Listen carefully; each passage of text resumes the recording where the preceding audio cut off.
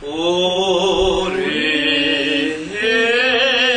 ang Diyos ng langit, sambahin at awitan. Puso'y buksan at ihain, purihin Diyos, purihin. Alleluia, Alleluia, labis sahin natin. Purihin luwalhating biyaya't pagliligtas sa ating nagugubiling sa salay hanguin.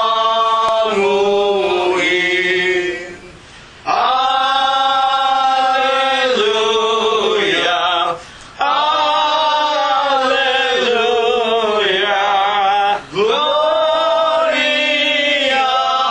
Patri Dei. Ang Diyos ay naghihintay, siya ay nauuhaw. Dulugin, dulugin natin, sambahin, dumalangin. Alleluia,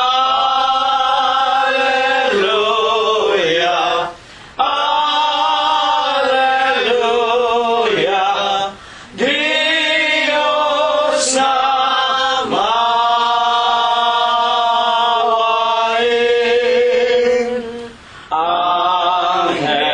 Angeles sakay taasan ang pupuri-purihin. Halina mga kapatid sa templo ng amang Diyos. Alleluia,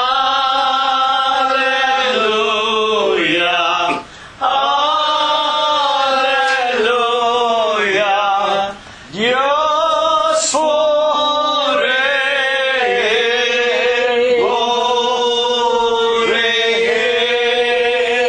purihin.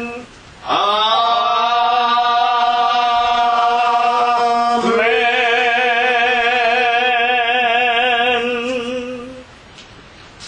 Purihin ninyo ang Panginoon. Purihin ninyo ang Panginoon mula sa mga langit. Purihin ninyo ang Diyos sa kanyang mga kaitaasan. Purihin ninyo siya, ninyong lahat niyang mga anghel, mga hari sa lupa, at lahat ng mga bayan, mga pangulo at lahat ng mga hukom sa lupa, mga binata at gayon din ang mga dalaga, mga matatanda at lahat ng mga bata.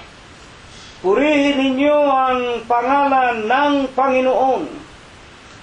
Magsiawit tayo sa Diyos ng mga bagong awit at ng kanyang kapurihan sa kapisanan ng mga banal, sa makatwid baga sa iglesia ng Diyos kay Kristo Jesus, sapagkat ang Diyos ay nagagalak sa kanyang sariling bayan, kanyang pagagandahin ang mga kaligtasan ng mga maaamo.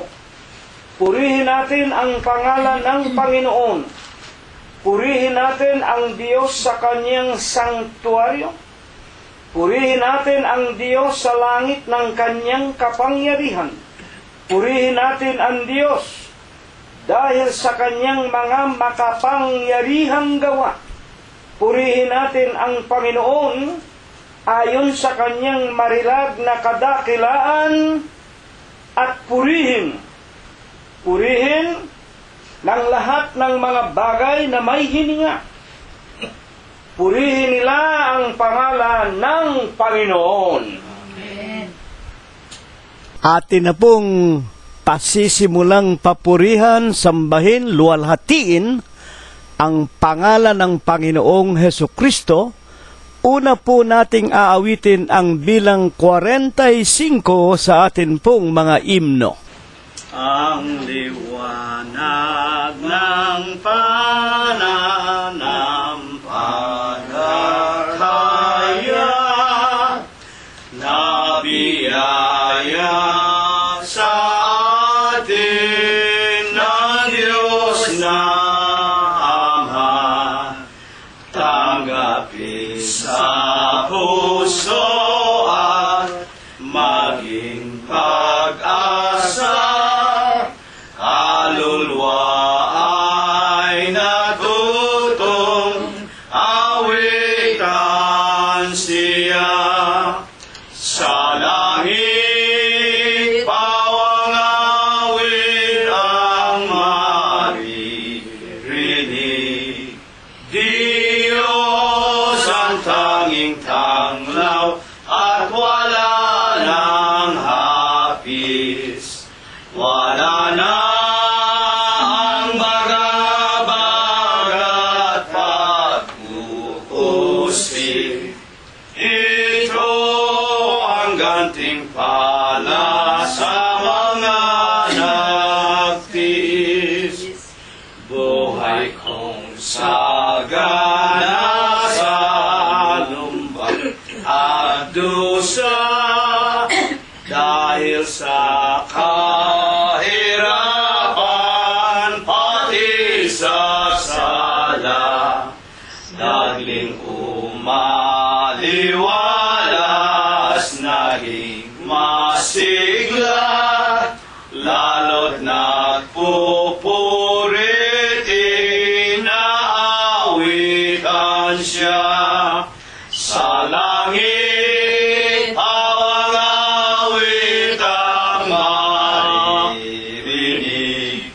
Diyos ang tanging tanglaw at wala nang hapis. Wala na ang baga-baga at pag-uusig. Ito ang gantimpala sa mga nagtiis.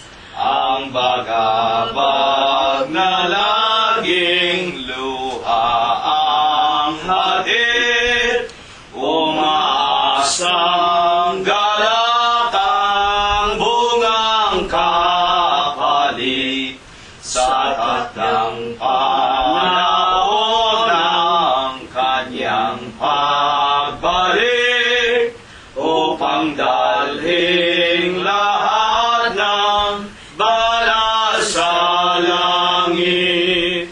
Sa langit pawang awit ang maririnig. Diyos ang tanging tanglaw at wala nang hapis. Wala nang baga-baga at pag-uusig. Ito ang gantimpala sa mga nagtiis. Atin pong patuloy na papurihan, sambahin, luwalhatiin ang ating nag-iisang buhay na Diyos na walang iba kung hindi ang Panginoong Hesukristo, Numero 141 ang atin pong susunod na aawitin. Ang pananampalataya ko'y tunay sa Iglesia ng Diyos na marangal. Kristo Jesus ang siyang umaakay sa lahat ng nasasakupan.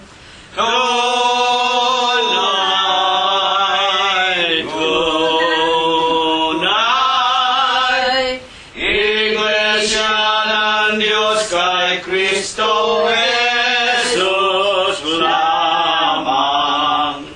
Tunay,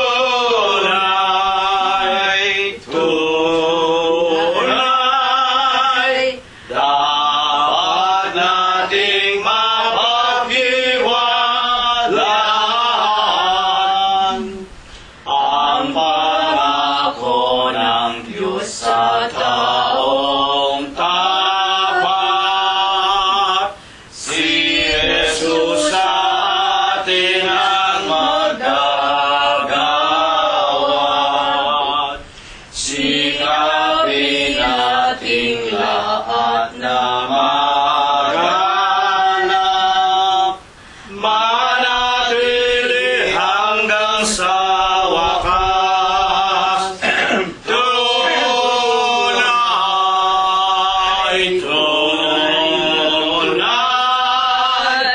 Iglesia ng Diyos kay Kristo Jesus lamang.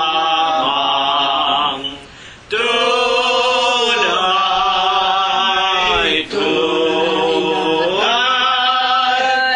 dapat nating mapaghiwalaan.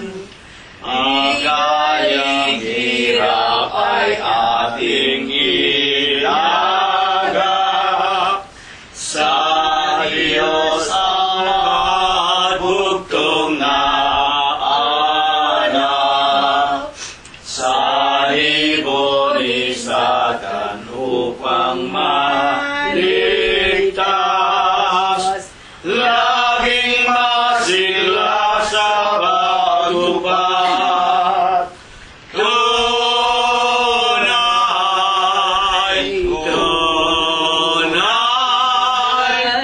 Iglesia ng Diyos kay Kristo Jesus lamang. Tunay,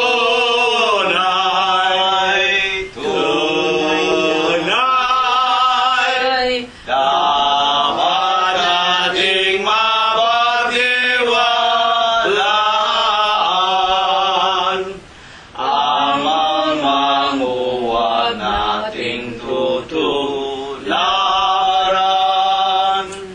Nagtayo ng bahay sa buhanginan, di kaya ng ating inaasahan. Kristo Jesus ating saligan. Tunay,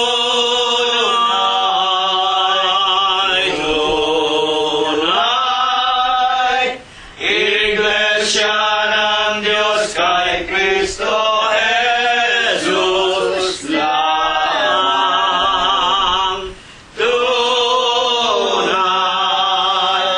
Tunay, dapat nating mapagtiwalaan. Dakilang Panginoon po naming Diyos, Amang banal na lubha kapong kagalang-galang, Ikaw po ay Diyos na sadya kapong kapita-pitagan, nag-iisa ka pong Diyos na buhay. Ikaw po ang may-ari, ikaw po ang lumalang ng lahat ng mga bagay. Ikaw po ang Diyos na tunay, na pinakamakapangyarihan ka po sa lahat. Ama, na sakbibi ka sa iyong pag-ibig, napakasagana mo po sa kagandahan ng iyong mga kalooban, napakadakila mo po sa iyong mga pagbibiyaya. Datapwat ikaw po ay Diyos na napakabanayad mo po sa iyong mga kagalitan. Panginoon, sa banal sakdal, napakamalinis na pangalan mo pong Kristo Jesus. Ikaw po ang nag-iisang buhay na Diyos. Ni Abraham, ikaw ang Diyos ni Isaac, Diyos ni Jacob at ng iyong mga banal na propeta sa bayan ng Israel. Kinaawaan, kinahabagan mo din po ang aming minamahal na Ama at ang aming Ina. Tinawag mo po sila sa bunto ng karamihan. Inilagay mo po sila sa iyong banal na iglesia ng Diyos kay Kristo Jesus. At kami po na kanilang mga anak, mga manugang, mga apo, kami man po'y nangakasaksi ng kanilang matapat na paglilingkod sa iyo hanggang kanilang mga kamatayan. Ama, sa malinis mong pangalang Kristo Jesus, damahin mo po at tanggapin mong muli mula sa amin ang aming mga tao sa pusong mga pagpapasalamat. Amang banal, maraming salamat sa iyo. Napaka mapayapa ng mga araw na pinalipas mo pong muli sa buhay ng bawat isa sa amin. Salamat po. Patuloy mo kaming pinagbubuksan ng magagandang kapalaran. Pinakakain mo po kami at dinaramtan. Pinalalakas mo po, pinagagaling ang aming mga pangangatawan. At higit sa lahat, maraming salamat po. Lalo mo pong ipinagpupugay, iyo pong dinaragdagan at pinatitibay ang aming mga pagkakilala at pananampalataya na minsan po lamang ibinigay mo sa aming mga hiram na buhay. Salamat naman Diyos, hindi mo pinabayaan ang aming mga kabyak, aming mga manugang, aming mga apo, kasangbahay at kamag-anakan sa laman. At dalangin po namin maging ang aming mga kaibigan, mga tunay mong mananamba sa Espiritu mo po sa iyong katotohanan na nangangalat po sa buong iba't ibang dako nitong napakagulo at mandarayang sanglibutan. Sa pamamagitan po ng karunungang pinalago mo po sa huling araw, sila man po'y tinatawag mo't inilalagay mo sa iyong banal na kawan. Dalangin po namin patuloy mo nawang katukin ang kanilang mga kalooban at sila pong lahat ay magkusang loob na magsitanggap ng iyong banal na bautismo sa pangalan ng Ama, Anak at Espiritu Santo sa makatwid po baga sa Iglesia ng Diyos kay Kristo Jesus. Sila man ay makasama naming sumalubong sa iyo upang kami man pong lahat ay magsipagtamo ng ipinangangako mo pong buhay na walang hanggan. Amang banal, sinasamba ka po namin, pinupuri, niluluwalhati ang iyong banal, ang malinis mong pangalan, sa Espiritu mo po't sa iyong kagilagilalas na katotohanan. Kung kami po ay nangagkukulang, kung kami po ay nangagkakasala sa iyo, huwag mo sanang gawing dahilan upang hindi mo po kami pakainin at painumin muli ng iyong banal na ebanghelyong lipos ng Espiritu at lipos ng buhay. Ama naming Diyos, patawarin mo po kami sa lahat po ng aming nagawang mga kasalanan. Sa Huwebes po ng gabing ito, Ama, idinadalangin naming naway patnubayan mo po muli kaming lahat. Kami po ay iyong muling pagkalooban ng iyong mga salita na lipos ng Espiritu at lipos ng buhay. Gamitin mo lamang na mabuting kasangkapan ang bibig at labi ng iyong hamak na alipin. Banalin mo po ang kanyang puso Dagdagan mo po ang kanyang katalinuhan.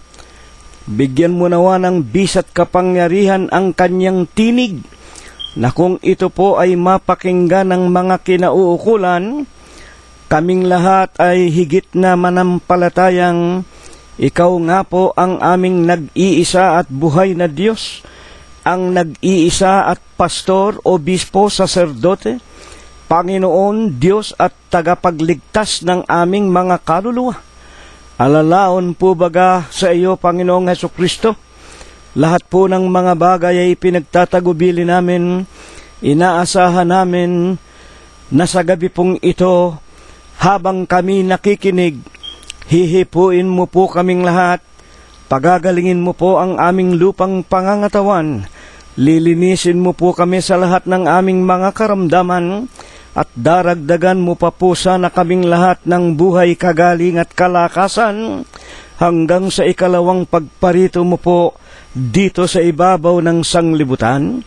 Panginoong Hesus, ang lahat po ng ito, isinasamo namin, idinadalangin, 10 ng mga bagay na hindi nasambitla ng iyong hamak na alipin, dagdag na iyo pong ibabasbas at ebebendisyon sa aming lahat, sa pangalan mong Kristo Jesus, magmula po ngayon, magpakailanman. Amen. At ngayon po, mga pinagpipitaganan, ginigiliw po namin ng mga tagapakinig. Husayin na po natin ang ating mga sariling mga kaluluwa. Tawagin na rin po natin ang ating mga kabiyak ng puso, at atin na ring tawagin ang ating mga anak, mga manugang, mga apo, kasangbahay. At kung meron na po tayong mga kamag-anakan o mga kaibigan, sa araw at oras po ng Huwebes ng gabing ito, ipag-anyaya po natin ang ating Panginoong Hesukristo, ipangumbida po natin sa kanila, na sila po ay makipag-aral muna at magsipakinig ng mga salita ng Diyos sa Kanya pong mga aral, na ito nga po ang tunay na dahilan kung bakit tayo po ay nilalang ng Diyos dito po sa sanglibutan, na kung paanong sinasabi po sa sulat ni Apostol Pablo sa Iglesia ng Diyos na nasa Efeso Kapitulo 2 at versikulo 10. Tayo po ay kanyang ginawa tayo ng Diyos para lumakad sa lahat ng mabubuting gawa. Tayo'y kanyang gawa na nilalang kay Kristo. Tayo po para sa Panginoong Hesukristo, para po tayo lumakad sa lahat ng mabubuting gawa na inihanda ng Diyos nung una pa upang siya nating lakaran. Tayo po nilalang hindi para sa ating sarili, hindi po para sa ating mga asawa, hindi para kanino man tao.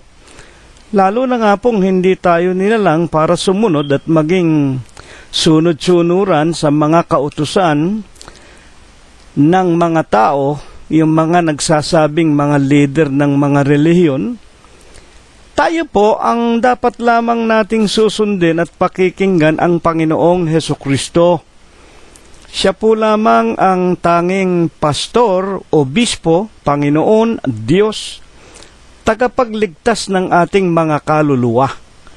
Kaya nga po sa Huwebes ng gabing ito, husayin na natin ang ating kaluluwa, ayusin ang mga anak natin, ang ating mga asawa, sama-sama po, kahit na tayo lang tatatlo, apat, sa loob ng ating bahay, na gayon din ang ipinag-uutos ng Panginoong Hesukristo sa kanyang Mateo Kapitulo 6, basahin po ninyo, kahit na tayo nasa loob ng ating kwarto, makapaglilingkod tayo sa Diyos, at ito'y libre, walang bayad. Hindi na tayo lalabas pa't mag-aabala. Lahat po ng ginagawa ng mga tao, yung pagpunta-punta sa labas ng kanilang mga bahay para makipagtipon, para sumamba sa mga larawan, sa mga birhen, anyo, sa mga tao, sa mga papa, lalabas ka pa, pupunta ka pa ng katedral o simbahan, yan po ay puro kapaimbabawan. Mateo 23:23. Kung ibig ninyong maglingkod sa Diyos, wala pong bayad, walang gastos, libre. Ang kaharian po ng langit nasa ating mga puso kung sinusunod natin ang kanyang mga utos. At ang isa nga pong banal na utos, iibigin natin ang Diyos buong puso, buong lakas, buong buhay. Iibigin natin ang ating kapwa gaya ng pag-ibig natin sa ating sarili. Paano natin siya maiibig? Kung tayo po ay sasampalataya sa Kanya. Paano nga po ang pananampalataya dumarating sa atin? Roma, Kapitulo 10, versikulo 17, sa pakikinig dumarating ang pananampalataya at ang pakikinggan mga salita ng Panginoong Hesukristo, Romanos 10:17. Bakit kailangan po ang pananampalataya? Hebreo 11:6. Kung walang pananampalataya, hindi magiging kalugod-lugod sa Diyos. Hindi tayo makakarating sa langit. Hindi tayo magiging kaluguran niya. At ang sumasampalataya, kinakailangang sumampalatayang merong Diyos na magbibigay sa Kanya ng Kanyang kahilingan. At kung sino yung Diyos na yon, ako at ang Ama ay iisa, San Juan, Kapitulo 10, versikulo 30. At pag hindi tayo sumampalataya na siya nga ang Ama, San Juan Kapitulo 8, versikulo 24 at 27. Pag hindi tayo sumampalataya, siya nga ang Ama, mamamatay tayo sa ating mga kasalanan. At kung mamatay tayo, wala tayong kapupuntahan kung hindi ang ikalawang kamatayan, ang impyerno. Mga kapatid, Apokalipsis 21:8, sa mga hindi mananampalataya, ang bahagi natin impyerno. Kaya nga sa Huwebes po ng gabing ito, buksan na po natin ang ating mga aklat. Una po nating basahin sa Bibliang Ingles na pinanggalingan ng Tagalog sa Luke chapter 16 and the verse is 31. And he said unto him, If they hear not Moses and the prophets, neither will they be persuaded, though one rose from the dead. At sa wikang Tagalog po, sa Bibliang Tagalog na hinalaw noong 1905 mula sa orihinal na King James Version, at sinabi niya sa kanya, kundi nila pinakikinggan si Moses at ang mga propeta, ay di rin mga hihikayat sila, kahit ang isa ay magbangon sa mga patay. Dito po ay napakaliwanag at wala pong pagbabago. Binasa natin sa English, and he said, the Lord Jesus said to them, or to him, If they hear not Moses and the prophets, neither will they be persuaded, though one rose from the dead. Sinabi sa kanya ni Jesus, kundi nila pinakikinggan si Moises at ang mga propeta, ay di rin mga hihikayat sila, kahit ang isa ay magbangon sa mga patay. Dito po maliwanag na sa paksa na aking binasa. Si Moses, alam natin, yan ang unang-unang propeta na isinugo ng Diyos una sa bansa ng Israel sa paraon sa Ehipto para iligtas ang kanyang bansa ng Israel. Ngunit ang kanyang mga Israelita rin mismo ay hindi nga po nagsipakinig sa lalaking si Moises. At kahit na ng pagkalooban ng Israel ng kanilang sariling bayan, matitigas ang ulo ng mga Israelita, ng mga anak ng Diyos. Hindi rin nagsisipakinig sa mga propeta na nagsisunod kay Moses. At ang wika pa man din dito, Kahit na ang patay ay magbangon sa libingan, hindi rin nila pakikinggan. Ang tanong po natin para tayo po ay lubos na maliwanagan, sa paanong pagkakataon po baga ang talatang ito ay nabanggit sa Ebanghelyo ng Panginoong Hesukristo at ginawa na isang pinakapaksa para po ating mapag-aralan na ito po'y nakasulat sa aklat ng Ebanghelistang si Lucas. Buksan po natin ang Lucas 16:13, ang pinagmulan at bumangon ang paksa nating ito. Walang alipin na makapaglilingkod sa dalawang Panginoon. 16:13, Lucas, ito po ang pinakapuno na pinanggalingan ng ating paksa. Buksan po natin 16:13 ng Lucas, ang Panginoong Hesukristo ang nangangaral, walang aliping makapaglilingkod sa dalawang Panginoon, sapagkat kapupuutan niya ang isa at iibigin ang ikalawa. O dili kaya magtatapat sa isa at pawawalang halaga ang ikalawa. Hindi kayo makapaglilingkod sa Diyos at sa mga kayamanan. Dito po parang nagagalit ang Panginoong Hesukristo. Sino po baga ang kanyang pinangangaralan na nasa kanyang harapan ng pagkakataong ito? Ibaba po natin 16:14 ng Lucas. Ang mga pariseo, eto po, alam natin, pag binabanggit yung mga pariseo, ito po yung mga mayayabang, ito po yung mga mapagpaimbabaw, ito po yung mga nananamit ng magagandang mga damit, mapuputi, yung kanilang mga labas pinagaganda nila, at nagpaparangalan sa harapan ng mga nakapalibot sa kanila. Ang mga pariseo, 16:14, Lucas, napawang maibigin sa salapi, mga mukhang kwarta, ay nangakikinig ng lahat ng mga bagay na ito, at si Jesus, tinutuya nila. Tinutuya nitong mga mapagpaimbabaw na ito. Ang Panginoong Hesukristo nangangaral. Ito nga po ang pinanggalingan ng ating paksa. Ituloy pa natin, Lucas 16:19. Mayroon nga isang taong mayaman at siya'y nagdaramit ng kulay ube at maselang lino, at sa araw-araw ay kumakain ng sagana. 20. Isang pulube na ang pangalan ay Lazaro, lipos ng mga sugat, inilalagay sa kanyang pintuan. Putulin ko po muna.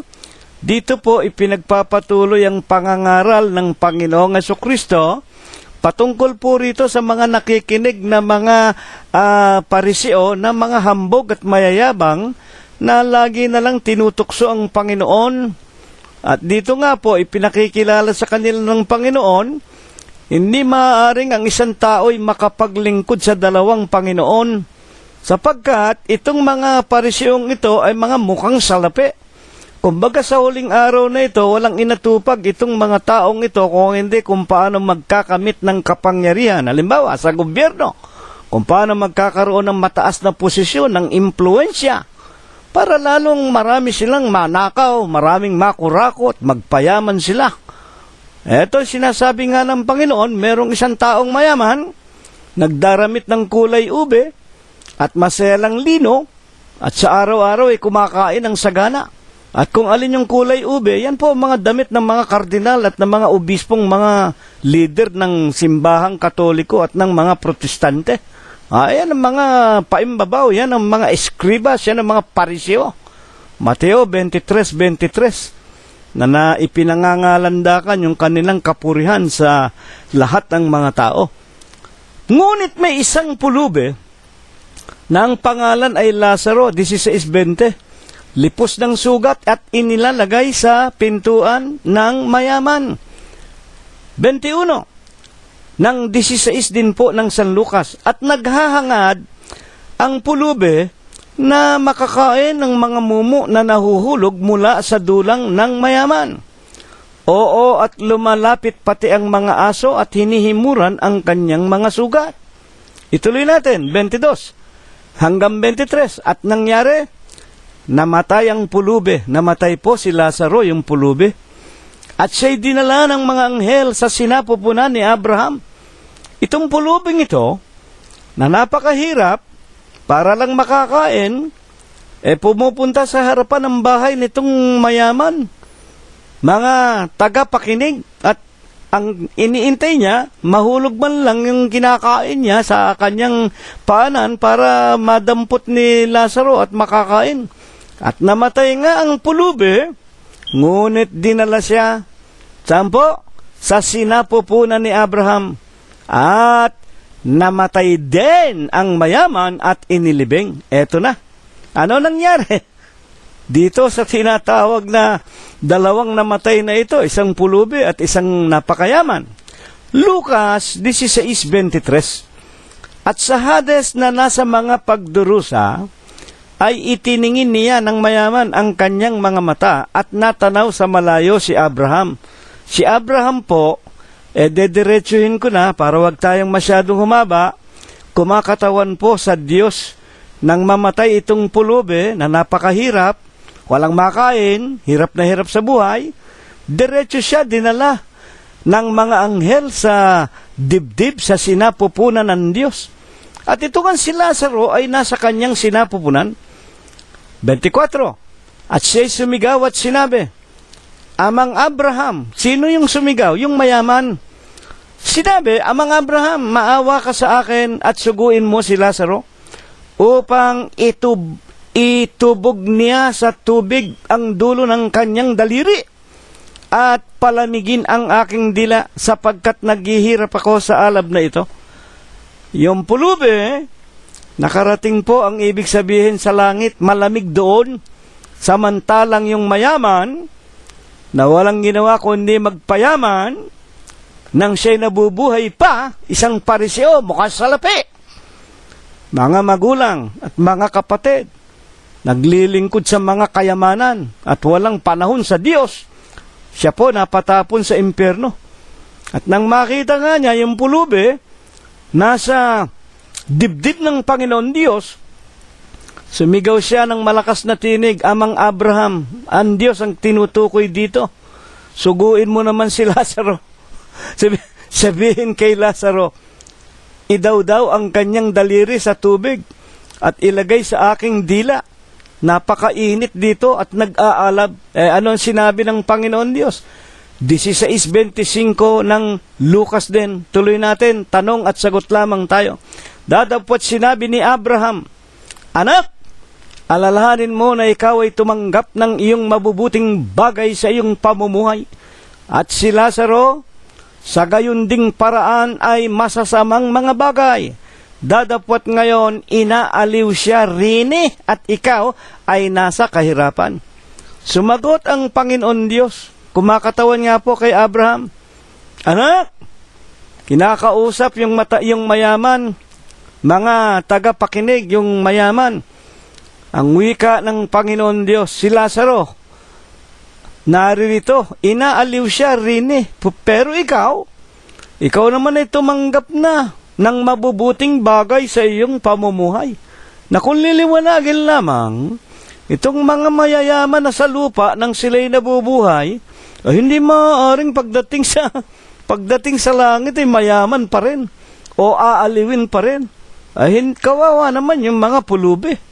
Kawawa naman yung mga api, yung mga mahihirap, yung mga underprivileged na habang sila'y nabubuhay, ang maraming mga tiisin, kahirapan, na ang nagbigay din ng paghihirap sa mga mahihirap, walang iba kung hindi yung mga pariseo na yan, yung mga hambog, yung mga mayayabang na yan, na nangananamit ng mga magagarang mga kayo, mga damit, mamahalin, ang kinakain, mga mamahalin, masasarap, ang mga anak niyan, nag-aaral sa mga pribadong koleyo, may mga ari-arian yan, may mga bahay bakasyonan yan, yan ang mga taong maimpluwensya sa gobyerno, mga taong maimpluwensya maging sa relihiyon nila, na nagpapasabsab sa kanilang sariling mga tiyan.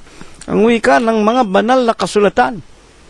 16:26 ng San Lucas din, Ano pa ang ipinaliliwanag ng Diyos tungkol sa kahindik-hindik na kalagayang ito nitong mayaman? At bukod sa lahat ng ito, ay may isang malaking bangin. Eto, merong bangin nakalagay sa pagitan namin at ninyo upang ang mga mag-ibig tumawid buhat din dito hanggang sa inyo ay hindi maaari. At ano pa? Ituloy natin ang pagbasa. Gayon din naman walang makatawid mula diyan hanggang sa amin. Ipinaliwanag ng Diyos sa mayaman na nasa impyerno. Bukod sa paghihirap mo sa init, naglagay ang Panginoon Diyos ng bangin sa gitna ng langit at ng impyerno para hindi kayo makatawid dito, para hindi kayo makapunta rito. Naging masarap na ang buhay ninyo. Inubos na ninyo ang inyong langit sa lupa. So there is a strict separation of heaven from hell. Hindi po maaari yung namatay na at nasa impyerno na, makakaahon pa, makakarating pa sa langit. Kaya dito po, isang napakalaking bagay. Sana unawain ninyo ng mga kaibigan ko na nakikinig, kayong mga Katoliko, wala pong tinatawag na purgatorio. Ito pong simbahang Katoliko, palibhasa ang sinusunod nito, ang itinuturo nito, puros utos aral ng mga demonyo na sinsay sa katotohanan, utos katha ng mga tao, sinsay sa katotohanan, Titus 1:14, at sila pa nga ang nagbabawal ng pag-aasawa ng kanilang mga mangangaral, at sila rin ay tulad ng mga vegetarian o mga sabadista, pinagbabawal ang pagkain ng karne, lalo na nga kung mahal na araw daw. Unang Timoteo, Kapitulo 4, versikulo 1 hanggang 4, na ito'y mga utos aral ng mga demonyo. Dinagdagan pa nila, meron daw purgatorio. Wala pong purgatorio. There is no such thing as purgatory. Ayan po mga aral, superstisyon, katha, utos ng mga tao. Sa makatwid baga, wala sa Biblia, utos aral ng mga demonyo. Kaya huwag kayong magagalit sa akin. Sino pa ang magtuturo sa inyo kung hindi natin ito pakikinggan, kung hindi natin ito pag-aaralan? Bay, kawawa naman ang inyong mga kaluluwa. Kaya kami, nagpapakamatay kami, ibinibigay namin ang buhay namin, ipinaglilingkod namin ang anuman sa aming mga pag-aari para makarating ang mga araling ito, at sa paano mang paraan, idinadalangin naming maawat mahabag sa inyong lahat na nakikinig ang Panginoon Diyos. Nabuksan din naman niya ang mata ng inyong mga puso para po kayo ay maalisan sa kahindik-hindik, nakalalagyan ng mga nagpapakasarap, nagpapakayaman. Inuubos na ninyo ang inyong langit dito sa lupa. Wala na kayong panahon sa Diyos. Katulad ng sinasabi ni Apostol Pablo sa Iglesia ng Diyos na nasa Romanos Kapitulo 3, versikulo 10 hanggang 18, sa huling araw na ito, walang matuwid, wala, kahit isa. Walang humahanap sa Diyos, walang nakakatalastas, walang nagsasaliksik, walang nagtatanong. Dapat sana pinag-aaralan ninyo ang mga katotohanan ito, mga tagapakinig po namin, na kapag ang isang tao'y nabuhay sa kanyang mga kalayawan, nabuhay sa tinatawag na mga bagay ng sanglibutan, lalo na nga ng kayamanan, alam naman natin, nagpapakabuyo sa kalayawan, bagaman mga buhay sila'y mga patay. Una na nga ang pag-ibig sa salapi, na ugat ng lahat ng kasalanan. Mga tagapakinig, ito po ang mangyayari sa atin pag namatay tayo, katulad tayo ng mayaman. Itinapo ng Diyos sa impyerno, sa dagat-dagatang nagniningas na apoy at asupre, at kailanman hindi tayo maililigtas ng sino mang tao, tulad ng sinasabi ng banal na paksa po natin ngayon. kahit na ang wika ng Panginoong Jesucristo, isugo ko sa kanila si Moses at ang mga propeta, hindi sila makikinig kay Moses. At kahit na magbangon ako ng mga matagal ng mga patay na mga banal ng Diyos, hindi rin makikinig ang mga tao. Bakit? Bising-busy. Saan? Sa pagpapasarap sa mga kayamanan at mga kalayawan. Ang ikalawang maitatanong po natin ay ito. Kaya nga dahil dito, sa ating mga napakinggan na ibinangon sa atin ng Diyos, lalo na nga dito sa ating paksa, upang tayo po ay maturuan sa mga huling araw na ito. Ano nga po baga ang isa sa pinakaaral ng Diyos na ibig niya na kunan natin ng pansin? Buksan natin at balikan ang Lucas 16:27. At sinabi niya, ang nagsasalita po rito, itong mayaman na nasa impyerno, alam natin, binanggit natin, nabasa natin, ang sabi ng Diyos, para ikaw ay hindi makapunta sa langit, naglagay ang Diyos ng tinatawag na bangin, para hindi kayo maka-crossover, para hindi kayo makarating na sa langit. hindi na, wala pong purgatorio. Simbahan Katoliko ang tatay mo ba ay nasa impyerno? Halimbawa, mahal na araw na naman, November 1 na naman, mga magulang at mga kapatid. Ano ang gagawin ng simbahan Katoliko? Magturo ka ng kandila, magbayad ka sa kura paroko, sa simbahan, ipanalangin natin, para mahango na sa impyerno, dadalhin muna sa purgatorio. Nangyayari, yung mayayaman, kahit na nga mga pulubi, gagawa ng paraan para makapagbayad sa simbahan, may pambili ng kandila at may pambayad sa panalangin daw ninyong mga pare. Tapos sasabihin ninyo, tatay mo nasa purgatorio na. Darating na naman ang panibagong taon. Nasaan ang tatay mo? Bumalik sa purgatorio, manalangin ka ulit. Taon-taon! Tinamaan ng sinalibad ng anong klaseng kaluluwa yung mga mahal nyo sa buhay. Pabalik-balik sa impyerno, bayad na ba? Sinusuhulan na nga ninyo ang Diyos Balik ng balik sa impyerno. Maghunos dili kayo mga kapatid. Itong aral na ito, ibinangon ng Diyos para matutuhan ninyo ang alin. Pag ang isang tao patay na, hindi na po pwedeng mailigtas pa. Kung sa impyerno, impyerno na siya. Kung papanik sa langit, papanik siya sa langit. Pero kung impyerno na, nabuhay siya sa kasamaan niya, mga kapatid, hindi siya maililigtas kahit ni Moses. At ayon sa ating pag-aaral, kahit isugo pa ng Diyos si Moses at ang ibang propeta, ay hindi kayo makikinig. Matitigas talaga ang puso ng mga tao. Mabuti pa yung mga pare, pinakikinggan ninyo. Ginagawa kayo mga zombie, kung anong sabihin sa inyo, manalangin ka ng 1,000 ulit kay Birhen Maria, mananalangin kayo 1,000 ulit. Para kayong mga robot, para kayong mga zombie. Hindi po ganyan ang itinuturo ng Biblia. Gumising na tayo. Umalis tayo sa kanila. Apokalipsis 18:4, para wag tayong madamay sa sumpa ng Diyos. Kaya nga, 16:27 ng San Lucas, at sinabi ng mayaman, ipinamamani ko nga sa iyo, Ama, sa Diyos, suguin mo siya sa bahay ng aking ama. Ang inuutusan, ang ipinapakiusap nitong mayaman na nasa impyerno, isugo daw ng Diyos si Lazaro na pulubi sa bahay ng aking ama. Bakit? 16:28, sapagkat ako'y merong 5 kapatid na lalaki. May mga kapatid pa akong nabubuhay. Upang sa kanila'y patotohanan niya, nino ni Lazaro na patay. Baka pati sila ay mga paparito sa dakong ito sa impyerno ng pagdurusa. Nakikiusap ako, Panginoon Diyos, Amang Abraham, isugo mo si Lazaro sa aking bahay, sa aking ama.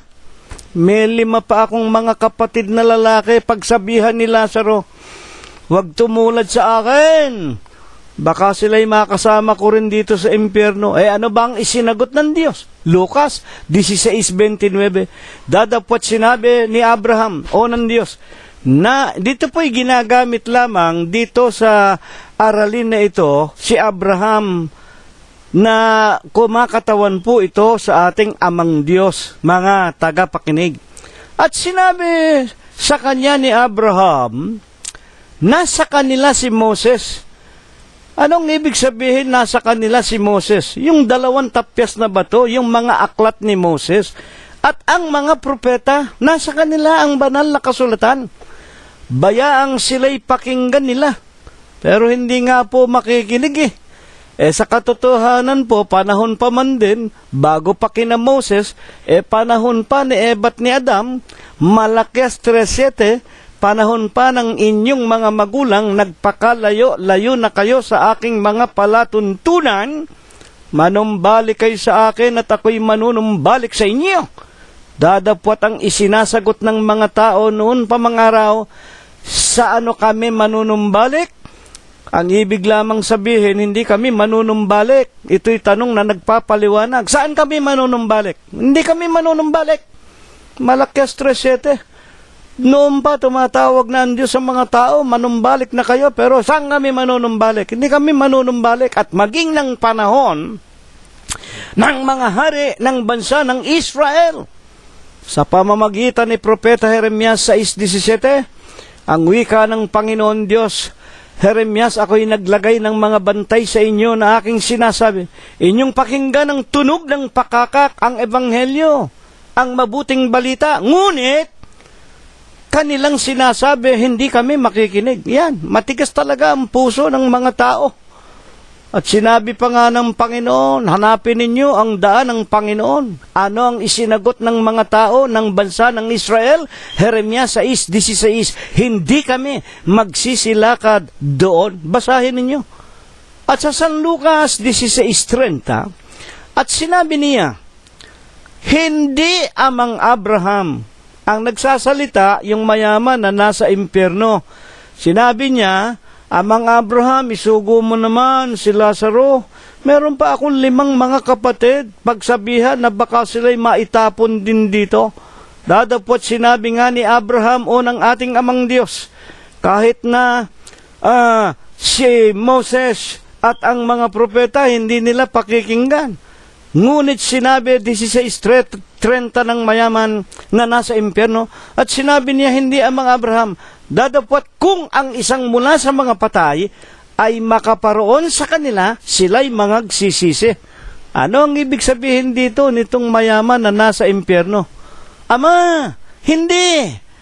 Hindi. Kapag ang isinugo mo yung dati ng patay, ang ibig sabihin nitong mayaman na nasa impyerno, kapag isinugo mo yung patay, makapagpapatotoo sa kanila, maniniwala sa patay na mag-ingat, huwag tumulad sa akin na nagpakaligaya habang nabubuhay sa mga kayamanan at mga kalayawan. Sila ikay mangagsisisi. Ngayon, merong isang tinatawag na kaliwanagan na ibig ng Diyos na matutuhan tayo dito.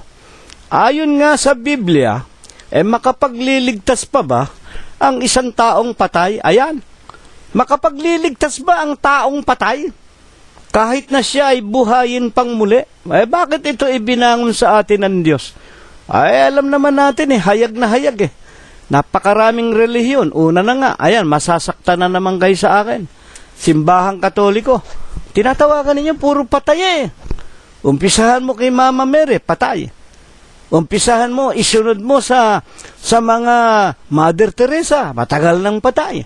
Yan Loyola ninyo na kriminal na numero 1 yan ang pasimuno ng Spanish Inquisition. Ginawa ninyong santo, tinatawagan ninyo, patay! Yung mga papa sa Roma. Maliban dito sa papa ninyo, na kailan lang ninyo inihalal, nabubuhay pa, pero lahat ng papa na naunat na nga matay, hindi kayo pakikinggan. At ang wika nga ng propetang si David, 115 at 8 at 9, ang mga gumagawa sa mga larawan, ginto, pilak, kahoy, marmol, at inaanyuan, sinasamba, pinaglilingkuran ninyo, may mata, hindi makakita, may ilong, hindi makaamoy, may bibig, hindi makapagsalita, sa kanilang ngalangala, may tenga, hindi makarinig, may kamay at paa, hindi makalakad, hindi makatakbo, hindi makapagliligtas ng kahit isang kaluluwa ng tao. Mga gumagawa sa kanila at naglilingkod sa kanila, magiging katulad nila, mga damdam, mga gago at mga tanga, mga inutil, mga, mahirap na lang magsalita, magagalit kayo, pero yan ang sinasabi ng Biblia. O ano ba ibig sabihin nung may tenga, hindi makakita, may ilong, hindi makaamoy, may tenga, hindi makarinig, may kamay at paa, hindi makapagligtas, damdam, D-U-M-B. O, magalit kayo sa akin? Magalit kayo sa inyong sarili. Masyado kayo mga panatiko. Ginagawa ninyong mga alipin ang inyong mga kaluluwa ng mga utos-aral ng mga tao, sinsay sa katotohanan. Utos-aral ng mga demonyo. Kaya nga, 16:31, sinabi niya sa kanila, kung di nila pinakinggan si Moses at ang mga propeta, ay hindi rin mga hihikayat sila. Kahit ang isa'y magbangon sa mga patay, kahit na si Birhen Maria, kahit na si Pedro, kahit na si Nunong Noah, kahit si Daniel, kahit si Job, buhayin ng Diyos, hindi makapagliligtas. Totoo ba yan? Ezekiel 14:12 hanggang 14. At ang salita ng Panginoon Diyos ay dumating sa akin na nagsasabi, Ezekiel, anak ng tao, pagka ang isang lupain ay nagkasala laban sa akin ng pagsalangsang. Ano ba ang pagsalangsang na tinutukoy dito ng Diyos na magiging kasalanan ng tao? Alam naman natin Exodus, Kapitulo 20, versikulo 1 hanggang 5. Unang utos, huwag kang magkakaroon ng ibang Diyos maliban sa akin. Anong ginawa ninyong mga papa sa Roma? Sinipa ninyo ang Diyos, ginawa ninyo sarili ninyo. Vicarious Pili Dei, kaulili ng Diyos. Naku po, Panginoon ko, pinatay ka na ng simbahang Katoliko. Inihalili yung mga papa nila sa Roma. Gayon din, yung mga iglesyang tayo ng tao. Si Kristo ginawa ninyong tao. Ang obispo ninyo ginawa ninyong sugong anghel.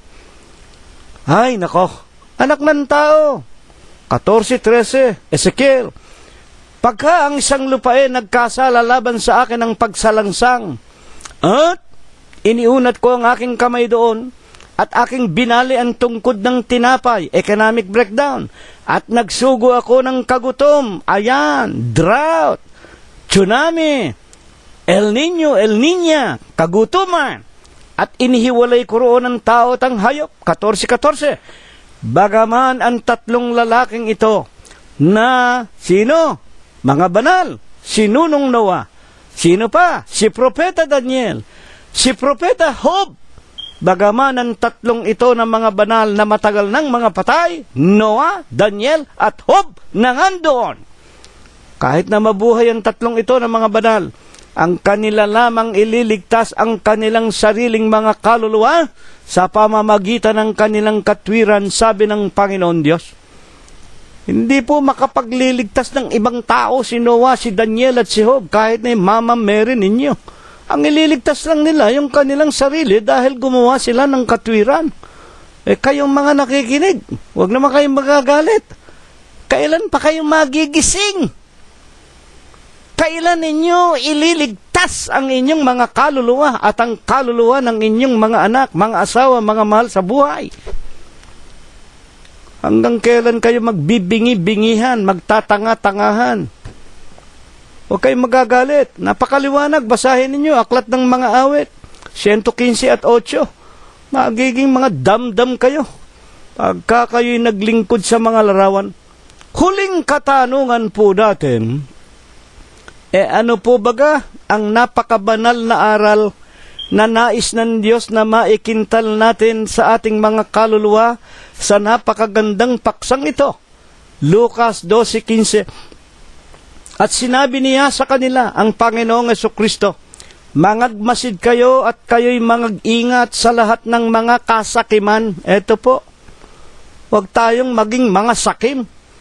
Napakinggan natin sa paksa nating ito, itong mayaman, nananamit ng magarang damit, kumakain, Pagkatapos nasa harap ng kanyang bahay, nakikita niya yung pulube, si Lazaro, hindi man lang niya pabigyan ng pagkain. Iniintay pa niya yung nahuhulog na mumo sa kanyang pinggan, yun ang dadamputin ng pulube. Wala man lang sa puso ng mayamang ito ang maawat mahabag sa kanyang kapwa na naghihirap. Sinabi niya sa kanila, mangagmasid kayo't kayo'y mangagsipag-ingat sa lahat ng kasakiman, sapagkat ang buhay ng tao hindi sa kasaganaan ng mga bagay na tinatangkilik niya. Napakaraming mga tao akala nila porke sila mayaman, masarap ang kinakain, yung mga anak nag-aaral sa mamahaling kolehiyo, akala nila wala na silang kamatayan, mga Diyos na sila. At sinabi niya sa kanila, mangagmasid kayo ang wika ng Panginoong Jesucristo, 12:15 ng Lucas, at kayo'y mag-ingat sa lahat ng kasakiman, sapagkat ang buhay ng tao hindi sa kasaganaan ng mga bagay na tinatangkilik niya. 12:31, Lucas din. Gayon man, hanapin ninyo ang kanyang kaharian, kahit na mayaman ka na, kahit na ikaw ng pinakamatalinong tao, kahit ikaw ng pinakamarangal na tao, kamukha ng nakikita natin sa Pilipinas. Napakaraming mga Pilipinong leader dyan Boksingero na, kongresista, gobernador pa, at naging senador pa, mga magulang, at nagpapastor pa. Kutakot-takot na katungkulan. Sino ba ginagawa ninyong sinungaling? Ang Panginoong Jesucristo o kayo? Hindi kayo makapaglilingkod sa dalawang Panginoon. Dalawa lang, matataranta ka na. Ikaw apat-apat ang Panginoon mo. Mga kapatid at mga magulang. Di ba? Gobernador na, senador pa, kongresista pa, boksingero pa, pastor ka pa. Hindi kayo makapaglilingkod sa dalawang Panginoon. Katakot-takot ang gusto nyong paglingkuran. Lahat ng karangalan, lahat ng kapurihan. Huwag kayong magagalit. Nagsasabi lang ako ng katotohanan. Nasa dyaryo, nasa television, nasa YouTube, nasa mga dyaryong Pilipino. Alam na ninyo kung sino yan. At yung iba pang mga hindi ko na nabanggit ng mga magmula presidente hanggang pinakamaliit na barangay tanod. Puro kayo. Ay nako, mga kapatid at mga magulang. Gayon may hanapin ninyo kahit na mayaman ka na. Kahit nakapuri-puri ka na, kahit maluwalhati na ang buhay mo, hanapin mo pa rin ang alin, ang kaharian. Kaharian ng Diyos. At idaradag sa inyo ang mga bagay na ito. Hindi na dapat pagkaabalahan yun kapag tayo'y nasa kaharian na ng Diyos. At sa 12:32 at 34 ng Lucas, kaya nga huwag kayong mga takot. Ito'y sa ating mahihirap. Mga munting kawan, kami, kokonti kami, napakamunti kami, sapagkat nakakalugod na mainam sa inyong Ama ang sa inyo'y ibigay ang kaharian. Amen. Purihin ang Panginoon. Salamat po, Panginoon. Naway ipagpatuloy mong ibigay sa amin ang iyong kaharian dito sa lupa. Ipagbili ninyo ang inyong mga tinatangkilik. Kayo'y mga glimos, yan ang pag-ibig sa kapwa. Magsigawa kayo sa ganang inyo ng mga supot na hindi nangaluluma. Bakit? Supot na hindi naluluma, isang kayamanan sa langit na hindi nagkukulang. Pag nasa kaharian na tayo ng langit, iniibig natin ang ating kapwa-tao, tumutulong tayo, mga kapatid at mga magulang, meron tayong bulsa na hindi naluluma. Ang nailalagay natin doon, isang kayamanan sa langit na hindi nagkukulang. Yan po ang mga gawang kabanalan. Yan po ang pagsunod sa mga utos ng Diyos. Yan po ang pangangaral ng Ebanghelyo. Na dooy hindi lumalapit ang magnanakaw. Hindi naninira ang mga tanga, sapagkat kung saan naroon ang inyong kayamanan, doon doro ng inyong mga puso. 12:35 hanggang 36. Bigkisan ninyo ang inyong mga baywang at paningasin ang inyong mga ilawan. Pananampalataya ang paniningasin, ang katotohanan. Magsitulad kayo sa mga taong nangaghihintay sa kanilang Panginoon.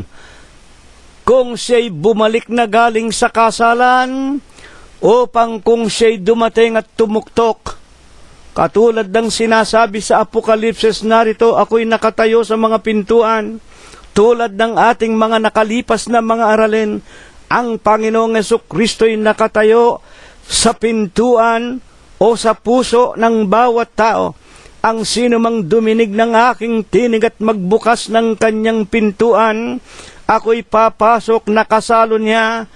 Magkakasalo kami sa hapunan. Ang ibig lamang sabihin, tulad ng sinasabi ng ating paksa, ang mahirap ng mamatay, dinala ng mga anghel sa sinapupunan ni Abraham. Tayong lahat ay makakasama ng ating Amang Diyos pag pinapasok natin ang kanyang mga salita o ang kanyang ebanghelyo at isinakabuhayan natin. Pagdaka, mga kapatid, sa kanyang ikalawang pagparito, makakapiling natin siya tulad sa sinasabi sa unang Tesalonica Kapitulo 4, versikulo 16-18, ang Panginoon din ang bababang mula sa mga langit. At ang nangamatay kay Kristo, unang mga bubuhay na maguli sa mga patay. Ang Panginoon din ang bababa na mula sa langit. May tinig ng arkanghel, may pakakak ng Diyos. At kung magkagayon ang nangamatay kay Kristo, unang mga bubuhay na maguli sa mga patay. Sa ikalawang pagparito, sino ang nangamatay kay Kristo? Iglesia ng Diyos kay Kristo Jesus. At kung magkagayon tayong nangabubuhay pa, kung buhay pa tayo sa ikalawang pagparito, aagawin tayong kasama ng Diyos sa mga alapaap, upang sumapanginoon tayo magpakaikailanman. Kaya dito po napakaganda ng mga banal na aral ng Diyos. Sa huling araw na ito, wala nang makikinig talaga. Kahit na isugo ko si Moises at ang mga propeta, kahit na ibangon ko ang mga banal, hindi makikinig ang mga tao. Mas gusto ng taong paniwalaan yung utos aral ng mga papa sa Roma, ng mga sugong anghel, ng mga diksyonaryo ng Biblia, ng mga Doctor of Divinity, Theosophy, and Letters. Sinipa nilang lahat ang Panginoong Jesucristo. Ang kapurihan at ang karangalan inilagay nila sa mga tao, lalo na nga sa mga taong matagal nang patay. Anong sinasabi ng Diyos bilang huling-huling talata tungkol sa mga patay? Matutulungan pa ba tayo ng mga patay? Maski na yung mga unang mga banal? Binasa ko na sa inyo, Ezekiel 14:14. Kahit na nga si Nunong Noah, kahit na si Propeta Daniel, kahit na si Propeta Job, buhayin ng Diyos, hindi maililigtas ang sino man sa huling araw na ito. Totoo ba yan? Bakit? Ito ibinangon sa atin ng Diyos. Ano ang isang bagay na ibig ng Diyos na wag nating kalilimutan? Isaiah 8:19. At pagkakanilang sasabihin sa inyo, hanapin ninyo silang nakikipagsanggunian sa masamang espiritu at mga manghuhula. Ang galit ng Diyos sa mga espiritista, mga manghuhula, na nagsisihuni, nagsisibulong. Hindi ba nararapat na sanggunian ng bayan ng kanilang Diyos? Dahil baga sa mga buhay, sasangguni sila sa mga patay. Ayan. O pati mga espiritista. Galit na galit ang Diyos sa inyo. Kayo nga ang unang-unang nagtuturo na papatay na. Kinikiha pa ninyo. Ano ba yung kiha? O hindi ba yun may mga letra na tinutulak ng mga kamay? O lalo na yan, pagka yung Halloween ninyo, kiha-kiha na naman kayo. Karumal-dumal yan sa paningin ng Diyos. Dahil ba sa inyong problema ng mga buhay, sasangguni kayo sa mga patay? Mga kapatid, hindi ba ka nararapat na sanggunian ninyo hindi ba ka sa ang wika ng Diyos, hindi ba ka marapat na sanggunian ng bayan ang kanilang Diyos? Ang ibig sabihin, ang Diyos na buhay. Dahil baga sa mga buhay, sasangguni sila sa mga patay. Mga kapatid at mga magulang, wag nawang mangyari. Sa Iglesia ng Diyos, sino ba sinasanggunian namin dito? Kami ba'y tumatawag kay Mama Mary na matagal nang patay, kay Santo Niño na larawan, Escayola, ginto, pilak, marmol? Tumatawag ba kami kay Kalunsad?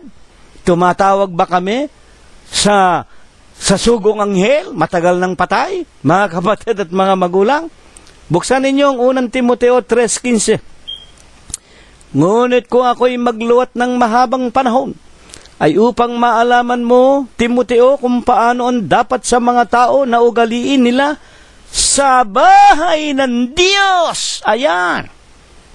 Ano ba ang bahay ng Diyos? Na siya, ang bahay ng Diyos, siyang iglesia ng Diyos. Ano ba ang Diyos sa bahay ng Diyos? Na buhay. Amen. Para malaman natin na dito sa loob ng bahay ng Diyos, ang tinatawagan natin Diyos na buhay, hindi Diyos na patay.